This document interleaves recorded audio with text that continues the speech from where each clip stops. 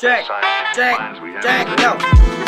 Halina sa pangabuhi nga masubo, dali na sa kasadyahan nga badulong. Paningkamot lang kapital nga masulod, kari ka sa akon kag magapod. Pagabugda mo sa aga, yuhong nga dapat dayon. Magalunay ang kasubo, bilog nga hapon. Pagkapugday mo nga daw, wala klaro. Kay pagsulay lang na, dala sa plano. Di ka maghamba, simulang na nagtalabo.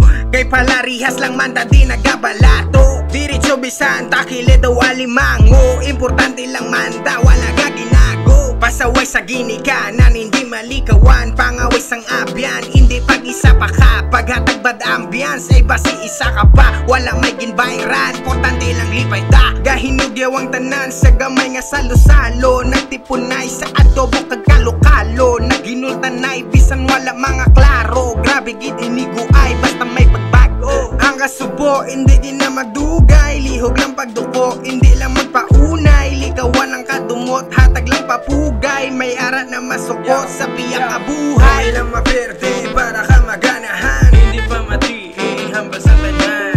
Kulang bagi chinte, sang kadalaman. Hindi pa matiing hambal sa tanan. Ang kabuhi simple, pag yuhong ka lang. Hindi pa matiing hambal sa tanan. Yuhong lang perme, dapat lang palaban. Hindi pa matiing hambal sa tanan. Abanti lang tuto, hindi na magbalikit. Makampati sa dukot, hindi magpasingit.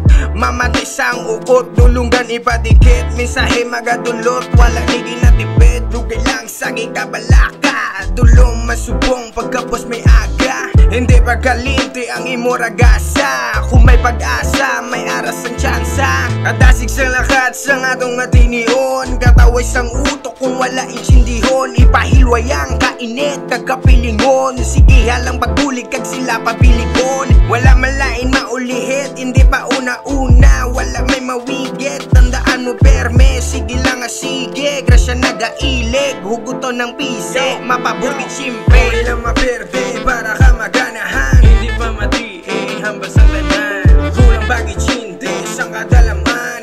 Hindi pa matiing hambal sa tanan. Ang kabuhi simple, pag yuhong ka lang. Hindi pa matiing hambal sa tanan. Yuhong lang perme, dapat lang palaban.